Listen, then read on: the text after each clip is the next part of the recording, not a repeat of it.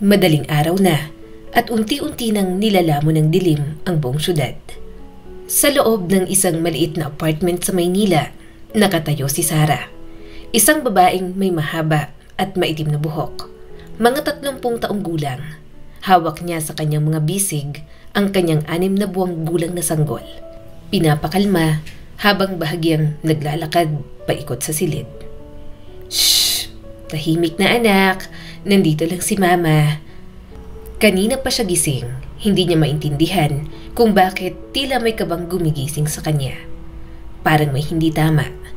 Nilingon niya ang pintuan papunta sa kabilang silid, kung saan dapat ay natutulog ang kanyang asawang si Luis.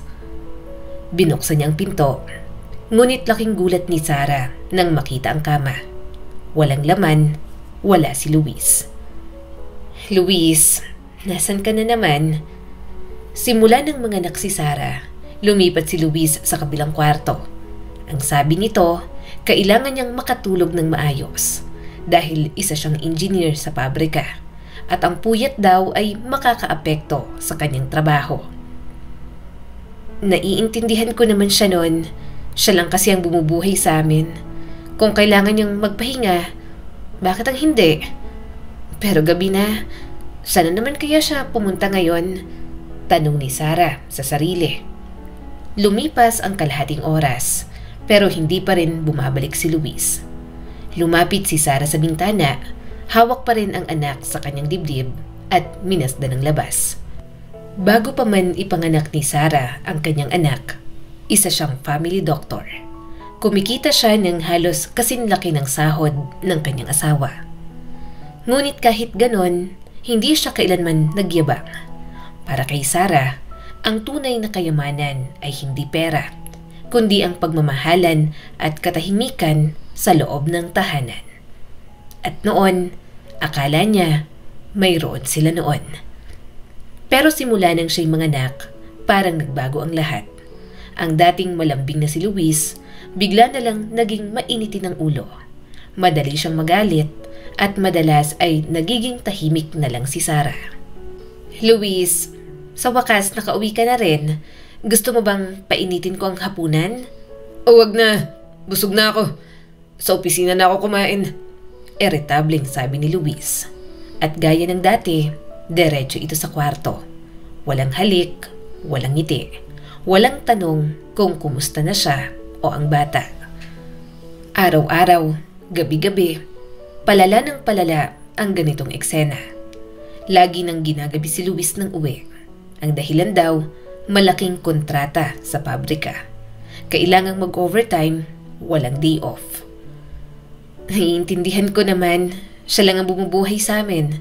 May utang pa kami sa bangko at malaking bayaran sa kondo, sabi ni Sarah sa sarili habang pinapadede ang anak. Ang tinitirhan nilang bahay ay isang magarang kondominium. 3 kwarto, may terrace, may gym at swimming pool. Pangarap yun ni Sarah. Ipinuhunan niya rito ang lahat ng kanyang naipon bilang doktor. Pero hindi yun sapat, kaya't napilitan silang mangutang. Kung nakakapagtrabaho lang sana ulit ako, madali naming mababayaran ng utang, sa isip-isip ni Sarah. Ngunit hindi niya magawa. Wala pa silang yaya at ayaw niyang iwan ang sanggol sa iba. Isa pa, ayaw ni Luis na bumalik siya sa trabaho.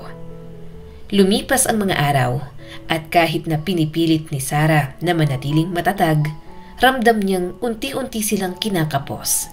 Kailangan nilang bilangin ang bawat perang hawak nila. 1,000 para sa gatas, 2,000 para sa kuryente. Diyos ko, kulang pa rin, bulong ni Sarah habang binibilang ang pera sa lamesa. Pero hindi siya nagrereklamo. Alam niyang pansamantala na lang ang lahat. Plano na nila noon na kapag marunong nang maglakad ang kanilang anak, ang ina ni Sarah na si Wilma ang mag-aalaga rito para makabalik siya sa pagtatrabaho bilang doktor. Hello ma, sagot ni Sarah sa telepono. Oh, anak, kumusta na kayo ni baby? Namiss ko na kayo, lalo na yung apo kong paborito. Masiglang boses ng kanyang ina. Ma, 6 na buwan pa lang siya pero napakakulit na. Gusto ko na nga sanang bumalik sa trabaho pero kailangan ko muna ng tulong mo. Nakangiting sabi ni Sarah. Aba, sabihin mo lang anak. Handa akong tumira dyan sa inyo kahit bukas na bukas. Masiglang sabi ni Wilma. Matagal nang nakatirang mag-isa si Wilma sa malaking bahay niya sa labas ng syudad. Madalas siyang magreklamo na naboboard na raw siya. Ang kanyang mga anak ay may kanya-kanyang buhay na. Karamihan ay nasa ibang bansa. Si Sarah lang ang naiwan sa Pilipinas, kaya't buo ang loob ng matanda na tulungan siya. Matagal na ring wala ang asawa ko. Mahina at malungkot na sabi ni Wilma, sabay na pabuntong hininga. Kung buhay pa sana siya, matutuwa yun sa apo namin. Matagal ng byuda si Wilma. Ang iniwan ng asawa niya ay ang malaking bahay at mga alaalang hindi niya kailanman malilimutan. Maraming beses nang inalok ni Wilma ang anak na si Sarah. Anak, ibenta na lang kaya natin itong bahay. Malaki pa ito para sa akin. Makakabili naman ako ng maliit na kondo, hindi ba? Yung sobrang pera, sa inyo ko na lang ibibigay para mabayaran niyo ang utang niyo sa bangko. Hindi ako mapalagay sa tuwing nababanggit mo yung buwan ng bayad ninyo sa apartment. Ma, wag na po. Mahinahon namang sagot ni Sarah noon. Akin na yung bahaging yan. Hindi ko kayang tanggapin na ibebenta mo yung bahay na pinaghirapan ninyo ni Papa. Anak, bahay lang yan. Malambing na sabi ng nanay niyang si Wilma. Pero kayo, pamilya ko kayo. Mas mahalaga kayong magkaroon ng kapanatagan kaysa sa mga pader na ito. Ngunit hindi kailanman tinanggap ni Sarah ang alok ng ina. Para sa kanya, ang bahay na yon ay simbolo ng pagmamahalan ng kanyang mga magulang. Hindi niya kayang ipagbili yon kahit pa kapalit ay kaginhawaan. Isang umaga, habang nag-aalmusal si Sarah at ang kanyang nanay na si Wilma, dumating si Luis. Tila masigla kesa sa dati. Kakaibang sigla na noon lang napansin ni Sarah. Alam nyo magandang ideya po yung sinabi nyo kagabi. Bakit nga ba kailangan yung manatili sa malaking bahay? Gayong mag-isa lang naman kayo doon. Kung ibebenta nyo yun, makakatulong pa kayo kay Sarah at sa ating pamilya. Nakangiting sabi ni Luis at puno ng lambing. Luis, sandali lang. Hindi ko sinabi kay Mama na ibenta niya yung bahay. Hindi naman masama akong pag-isipan, hindi ba? Tingnan mo yung panganay nyo, nag-enjoy na lang sa mga beach resort kasama yung asawa niya. Yung bunso, abogado na sa isang international company. Silang dalawa, wala nang problema sa pera. Tila sinusubukang kumbinsihin ni Luis ang matanda. Habang nakangiti, pero may halong pagkukulang sa paggalang. Pero kami, ibang usapan yan. Tila nagrereklamo na sabi ni Luis. Nagtatrabaho ako sa pabrika. Halos 3 taon na ang ginagawa ko para lang mabayaran yung utang namin dito sa kondo. At ngayon pa na may baby na kami, abay, malaking tulong talaga kung... Huminga siya ng malalim bago ituloy ang sasabihin. Kung mabibenta yung bahay at may madadagdag tayo. Nag-aalangang nagsalita si Wilma. Anak, hindi naman ako tutol. Pero hindi ko rin gustong mapilitan si Sarah. Alam ko kung gaano niya kamahal yung bahay na yon. Ngumiti si Luis at agad nagkunwaring maginoo. Ako na po ang bahala sa mga papeles, ma. Kung sakaling mapagdesisyon na ninyo, ako na po ang mag-aasikaso ng lahat. Mula sa pagbebenta hanggang sa dokumento. Para hindi na kayo mahirapan. Huwag na, Luis. Matatag na sabi ni Sarah. Hindi ko papayagan yan. Yung bahay na yon, doon ako lumaki. Gusto kong doon tumakbo't maglaro ang anak natin pagdating ng panahon. Gusto kong maranasan niya yung sariwang hangin, yung amoy ng mga bulaklak sa hardin, yung tawa ng mga taong sabay-sabay kumakain sa labas habang nagkakape at kumakain ng cake ni Mama, katulad ng dati. Habang nagsasalita si Sarah, Sumagi sa isip niya ang mga masasayang alaala sa lumang bahay. Ang halakhak ng kanyang ama, ang tawanan ng magkakapatid, ang huni ng mga ibon tuwing umaga. Para sa kanya, hindi yun bahay lang, kundi alaala ng pag-ibig at pagkakaisa. At saka, Luis, minsan pa rin namang umuwi yung ate at kuya ko. Kung lilipat si mama sa maliit na apartment, saan pa tayo magkikita bilang pamilya? Tahimik si Luis. Ngunit sa likod ng kanyang ngiti, may mga matang tila nagbibilang. Hindi ng oras o ng pagmamahal, kundi ng halaga ng bahay na gustong ibenta. Hindi alam ni Sarah na ang mga salitang binitiwan ni Luis, ang mga ngiting kunwaring mabait, ay unti-unting maghahatid sa kanya sa isang bangungot ng pagtitiwala at pagkakanulo. Ang tanga mo talaga, Sarah! Galit at pasigaw na sabi ni Luis. Nagulat si Sarah, nanginig ang tinig. Luis, anong sinabi mo? Sabi ko, tanga ka! Malamig at puno ng yabang na sabi ni Luis. Tama ang sinabi ng mama mo. Yang bahay na yan, kung walang kamay ng lalaki, unti-unti na yung mabubulok. Bakit mo pa pinipilit itago? Ngayon pa lang mabibenta na yan ng mahal. Pero kapag tumanda pa si mama mo, sino pang bibili niyan? Wala na. Magiging sira na lang yan. Natahimik si Sarah. Pati si Wilma na patigil sa gitna ng pag-inom ng kape. Pareho silang nagulat. Hindi lang sa tono ni Luis, kundi sa kung gaano kabastos ang pagtrato nito kay Sarah. Dati, ang Luis na nakilala nila ay mabait, malambing at puno ng pangarap. Noon, halos araw-araw ay dinadalhan ni Luis ng bulaklak si Sarah. Madalas din siyang magpadala ng tula, mga salitang puno ng pag-ibig at pangako. Sa bawat pintig ng puso ko, pangalan mo lang ang laman. Walang kayamanang hihigit sa mga mata mong nagbibigay liwanag sa mundo ko. 6 na buwan pa lang silang magkasintahan noon, pero tila panghabang buhay ang pagmamahal. At sa kalagitnaan ng lahat ng yon, isang umagang hindi nila inaasahan, lumapit si Sarah kay Luis. Nanginginig ang kamay at luha ang nagpakita ng pregnancy test. Luis, buntis ako, mahinang sabi ni Sarah. Anong sabi mo? Buntis ka? Masayang tanong ni Luis. Sarah, mahal kita. Magpakasal na tayo. Kahit hindi pa natin plano, kaya na natin to. Pangako, aalagaan ko kayo ng anak natin. At sa panahong yon, naniwala si Sarah. Ng buong puso, isinuko niya ang lahat. Ang kanyang oras, karera, at pangarap para sa lalaking minahal niya ng buong buo. Pero ikaw, Sarah, puro damdamin, puro alaala. Hindi yan makakabayad ng utang natin.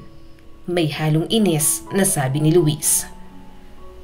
Luis, hindi mo dapat sinisigawan ang anak ko sa harapan ko. Mabigat ang tinig na sabi ni Wilma. Nanginginig sa galit. Walang karapatan ng isang lalaking bastos na tratuhin ng ganyan ang asawa niya. Ngunit sa kabila noon, malamig na nagsalita si Luis. Pasensya na, ma. Pero kailangan niyong tanggapin na hindi puro emosyon ang buhay. Kung gusto niyong may bahay kayong matitirhan, tulungan niyo ako magdesisyon ng tama. Tiningnan ni Sarah ang asawa. Ang dating lalaking nangakong hindi siya paiiyakin, ngayon ay siya mismo ang dahilan ng bawat luha na tumutulo sa kanyang mga mata. Ibang-iba ka na, Luis. Hindi na ikaw yung lalaking pinakasalan ko. Mahina at basag ang tinig na sabi ni Sarah. At sa gabing yon, habang tahimik ang paligid, ay patuloy na bumubuhos ang malakas na ulan sa labas. Ang pagmamahalan ni Sarah at Luis ay tuluyan ng nagsimulang mabiyak. Nang ikasal sila, siguradong sigurado si Sarah na yun na ang simula ng isang masayang pamilya. Ngunit agad nagbago ang ugali ni Luis matapos nilang maikasal. 9 na buwan ng buntis si Sarah noong panahon na yon at anumang oras, maaari na siyang manganak. Naghanda siya ng masarap na hapunan, adobo, sinigang at paboritong dessert ni Luis. Habang naghihintay, nakaupo siya sa sofa, nagbubuklat ng katalogo ng mga damit pangbata at kumakain ng paborito niyang ice cream. Ay, ang cute nitong damit na may mga bituin. Bagay ito sa anak namin. Hanggang biglang bumukas ang pinto ng may kalabog. Dumating si Luis, pero hindi lang Luis na kilala niya noon. Nakasimangot ito, tila ba may dalang galit mula sa labas. Honey, halika. Pinainit ko na yung hapunan mo. Maghugas ka na ng kamay bago lumamig ang... Ang hilig mo talaga sa matatamis. Malamig na sabi ni Luis at may halong inis. Hindi mo pa rin tinigilan yan, ano? Tingnan mo ang sarili mo, Sarah. Anong ibig mong sabihin, Luis? Tingnan mo ang katawan mo. Bago tayo ikasal, ang sexy mo. Ngayon, ang taba-taba mo na. Siguro mga 80 kilos ka na. Hindi na normal yan. Tingnan mo nga si Mercy sa kabilang unit. Buntis din pero maganda pa rin. Bakit ikaw? Parang... Natigilan si Sarah. Hindi siya makapaniwala sa narinig. Ang lalaking minsan ay nagbigay sa kanya ng mga tulang puno ng pag-ibig. Ngayon siya mismo ang nang-uuyam at nananakit. Luis, pagod ka lang siguro. May problema ka ba sa trabaho? Ngunit hindi sumagot si Luis. Kinuha nito ang bag, pumasok sa kwarto at iniwang mag-isa si Sarah sa mesa. Habang nilalamon ng katahimikan ang buong bahay, dahan-dahan niyang itinabi ang mga plato. Matapos nun, nagtungo siya sa banyo. Humarap siya sa salamin, pinagmasdan ng sarili. Ang kanyang mukha, namamaga sa pagod. Ang kanyang tiyan, may dalang buhay. At sa likod ng lahat ng yon, isang babaeng nagmamahal pa rin kahit paulit-ulit ng sinasaktan. Mataba ba talaga ako? Halos pabulong niyang tanong. O baka matigas lang ang puso niya. Sa bawat salitang binitiwan ni Luis, parang may piraso ng puso ni Sarah na nalaglag sa sahig. At sa gabing yon, nagsimulang mabuo sa kanyang isipan ang takot na baka hindi na nga bumalik ang lalaking minsan niyang pinakasalan. Lumipas ang mga linggo mula nang masaktan si Sarah sa mga salitang ibinato ng kanyang asawa. Matapos ang gabing yon, hindi na muling nagsalita si Luis ng ganoon kabastos. Ngunit ang katahimikan ay hindi rin nagdala ng kapayapaan. Lumipas ang oras, tumingin si Sarah sa relo. 2:00 na ng madaling araw. Nasaan ka na naman, Luis? Bakit hindi mo sinasagot ang tawag ko? Walang signal, patay ang cellphone. Sa halip na galit ay pangamba ang naramdaman ni Sarah. Kinuha niya ang anak na natutulog sa kuna at tumingin sa bintana. Hanggang sa mapansin niya ang kotse na huminto sa tapat ng kanilang gusali. Madilim ang paligid, ngunit nang bumukas ang ilaw sa loob ng sasakyan, para bang tumigil ang mundo ni Sarah. Hindi pwedeng siya yun. Pero walang duda, si Luis ngayon. At katabi niya, isang babaeng may blond na buhok, bata pa, at nakangiti ng buong lambing. Ang babae ay yumuko, marahang hinalikan si Luis sa mga labi, at niyakap ito na parang sila ang mag-asawa. Pagkatapos, nagpaalam na sa isa't isa. Si Luis ay bumaba ng kotse, habang ang babae ay nakangiting kumaway bago umalis. At doon na tuluyang bumagsak ang luha ni Sarah. Nanginginig ang kanyang mga balikat sa tahimik na pag-iyak, habang pinipigilan niyang magising ang anak na mahimbing ng natutulog. Marahan niyang hinalikan ang anak sa noo bago lumabas ng kwarto. Dumiretso siya sa pasilyo upang hintayin ang lalaking minsan niyang tinawag na asawa. Maya-maya, kumalansing ang susi sa kandado. Bumukas ang pinto at pumasok si Luis. Magara ang itsura, mabango. Pero amoy na amoy ni Sarah ang pabango ng ibang babae sa katawan ng asawa niya. Kaya pala, gabi-gabi kang wala sa bahay. Akala ko, abala ka sa pabrika. Yun pala, Iba ng ginagawa mong overtime. Nanginginig ang tinig ni Sarah. Sarah, huwag kang gumawa ng eksena. Malamig na sabi ni Luis. Eksena? Luis, nakita kita. Napaluhan na si Sarah. Nakita ko kung paano ka hinalikan ng babaeng yon. Diyos ko, akala ko ba pamilya tayo? Ngunit hindi man lang natinag si Luis. Sa halip, ngumiti pa ito ng mapait. Isang ngiti na hindi na nagtatago ng katotohanan. Alam mo, Sarah, matagal ko nang pinagsisisihan ng pinakasalan kita. Kung hindi lang dahil sa buntis ka nun, hindi ko kailanman tinalikuran yung buhay ko. At doon, tuluyang nadurog ang puso ni Sarah. Ang lalaking ipinaglaban niya, ang lalaking inakala niyang para sa kanya, ay isa lang palang mandaraya at babaero. Isang lalaking ginamit ang salitang pagmamahal bilang maskara. At habang nakatayo si Sarah sa dilim ng pasilyo, habang si Luis ay lumalakad papasok sa kanilang silid na para bang walang kasalanan, doon niya naramdaman ang pinakamalalim na kirot na maaaring maramdaman ng isang babae. Makalipas ang ilang gabi ng katahimikan, muling umuwi si Luis. Amoy alak ang hininga, amoy pabango ng ibang babae ang katawan, at may ngiting hindi na kayang itago ang pagdusta sa asawa. Luis, pwede ba tayong mag-usap ng maayos? Hindi na tayo pwedeng ganito na lang, mahinahong sabi ni Sarah. Alam mo, Sarah, kailangan kong makahanap ng ibang babae. At kasalanan mo yan. Ano? Anong ibig mong sabihin? Tingnan mo ang sarili mo sa salamin. Anong nangyari sa'yo?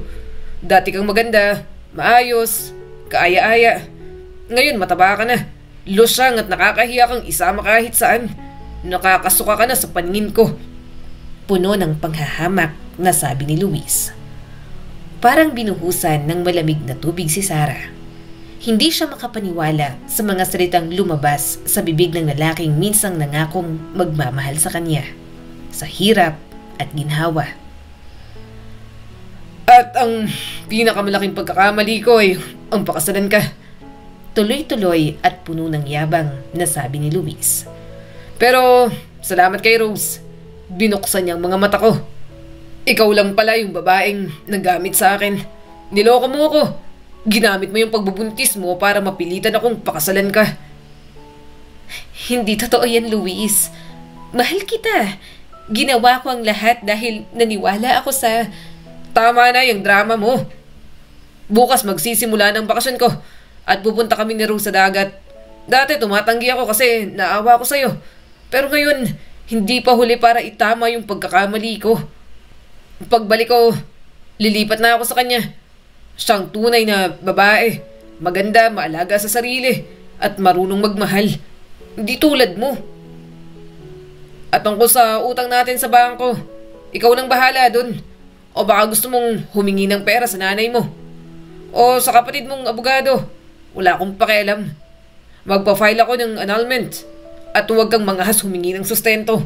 Kailangan, ipa-DNA test mo muna yung anak mo. Dahil sa totoo lang, hindi ko naman kamukha ang bata na yan. Ilang sandali pa, tumunog ang cellphone ni Luis. Rose, baby, pwede mo na akong sunduin.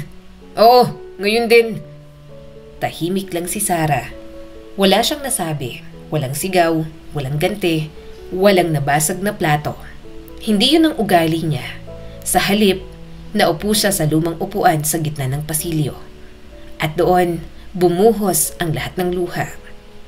Ang sakit ng kanyang dibdib ay parang apoy na walang tubig na makapapatay.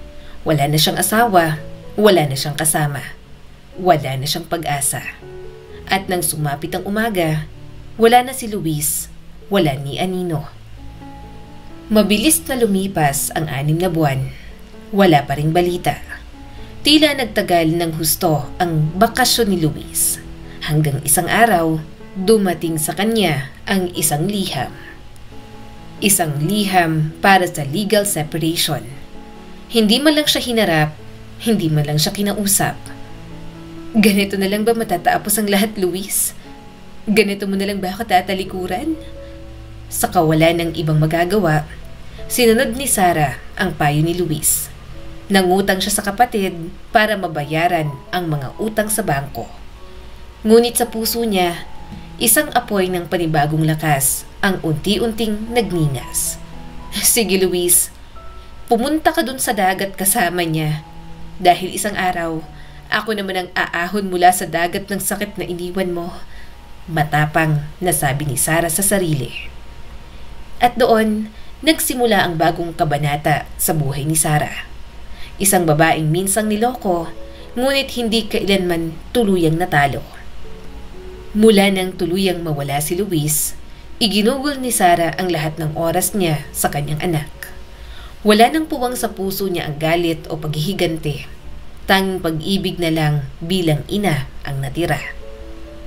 Araw-araw silang mag-ina sa labas, naglalakad sa parke, nagpapaaraw at nilalanghap ang sariwang hangin na parang bagong simula. Isang umaga, habang naglalakad si Sarah sa parke, may isang lalaking lumapit. May bitbit ding sanggol na kasing edad ng kanyang anak. Miss, pasensya na. Alam mo ba kung saan may mga tindahan ng gamit pang bata dito? Kasi bagong lipat lang kami dito. Hindi ko pa kabisado ang lugar. Sabi ng lalaki. Nako, oo. Diyan lang sa kanto may magandang baby store. May promo nga sila sa mga stroller ngayon. Sabi naman ni Sarah. At doon, nagsimula ang isang masayang pag-uusap. Nalaman ni Sarah na ang pangalan ng lalaki ay Ben. Isang mekaniko ng kotse na galing sa probinsya at mag-isang nag-aalaga sa anak matapos silang iwan ng kanyang asawa. Umalis siya. Iniwan kami. Sumama sa ibang lalaki sa abroad. Pero ayos lang. Hindi ko kayang ipagpalit ang anak ko. Ang totoo, sarap na sarap ako sa pagiging tatay. Kahit mahirap, gusto kong ako mismo ang mag-aalaga sa kanya. Totoo yan. Iba ang saya ng makasama ang anak mo araw-araw. Walang katumbas. At sa mga sumunod na araw, naging madalas na silang magkita. Madalas silang magkasabay maglakad, magkwentuhan habang tinutulak ang stroller ng kanilang mga anak. At magtawanan sa maliliit na biro ng mga bata. Marahil, pareho nilang nadama ang bigat ng pag-iisa. Pareho silang sugatan at sa gitna ng mga sugat na yon, unti-unti nilang natagpuan ang ginhawa sa presensya ng isa't isa. Siguro, ganito talaga ang kapalaran. Minsan, kailangang masaktan ka muna bago ka muling matutong magmahal. Lumipas ang mga buwan at isang araw, habang naglalakad sila sa parke, biglang huminto si Ben.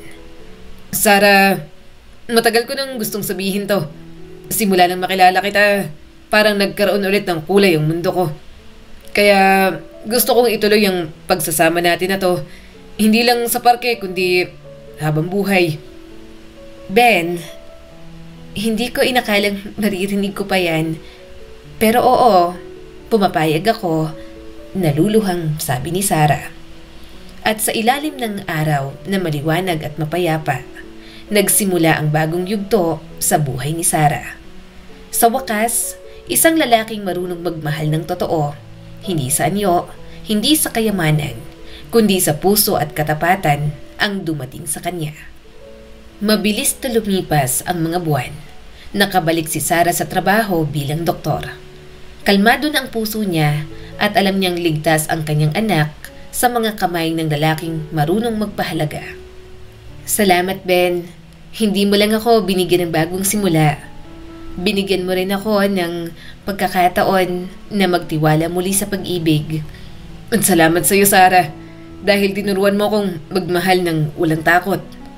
Tahimik na ang buhay ni Sarah at ng kanyang asawa na si Ben. Naikasal na sila matapos tuluyang mapawalang bisa ang kasal nila ni Luis. Masaya sila sa kanilang maliit ngunit puno ng pagmamahalan na tahanan, kasama ang kanilang mga anak na masigla at puno ng tawanan. Ngunit isang araw, isang malakas na katok ang gumambala sa kanilang tahimik na umaga. Sino kaya yon? Maaga pa, gulat na tanong ni Sarah. At sa pagbukas ng pinto, Tumigil sa paghinga si Sarah sa nakita. Nasa harapan niya ang taong matagal niya nang kinalimutan. Sarah, matagal na panahon na, no? Pwede ba akong pumasok? May pilit ng ngiti at paawang boses na sabi ni Luis. Ang dating magara at mayabang na si Luis, ngayon mukhang matanda na. Payat at basag na ang kumpiyansa. May dala itong maliit na bag at mga matang puno ng takot at pagsisisi. Anong kailangan mo, Luis? Sarah, patawarin mo ko. Lumuhod si Luis. Ang dami kong pagkakamali. Nasira ang buhay ko. Lahat dahil sa kababawan ko. Niloko ako ng babaeng yun. Iniwan din ako. Wala na akong ibang matakbuhan. Lumuluhang sabi nito. Ngunit sa likod ni Sarah, lumitaw si Ben. Ang lalaki ngayon ay tunay na haligi ng tahanan. Matatag ang tindig, kalmadong mukha. Ngunit sa kanyang mga mata ay makikita ang tapang at pagmamahal. Tumayo si Luis. Ikaw na palang asawa niya ngayon. Oo, at hindi mo na kailangan bumalik, Luis. Tapos ng lahat. Sandaling natigilan si Luis. Nang makita niya si Ben, agad niyang naunawaan. Wala na ang lugar niya sa pusong minsan niyang sinaktan.